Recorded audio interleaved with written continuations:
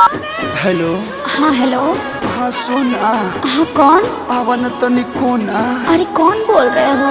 अरे हम तार पूछू बेबी, नंबर भी डिलीट कर दियो क्या? अरे नहीं नहीं। आवन डीजे बाजता बस तार आवाज सुनाते नहीं के। बस 2 मिनट रुक जाना। हाँ हेलो। हाँ हेलो। हेलो। क्यों रो रहे हो बाबू?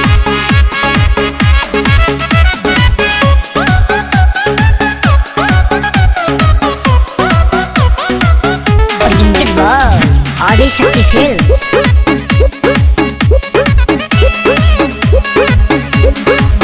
तनी समझ हमार मजबूरी है जान, नहीं रोवल गावल इतना जरूरी है जान।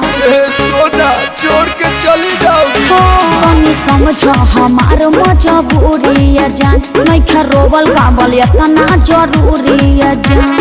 बड़ा तू बच्चन तया जानो यही जे सोवत के देखे आई तोहरा दुआरा पर बाजत होई डीजे। दुआरा पर बाजत होई डीजे।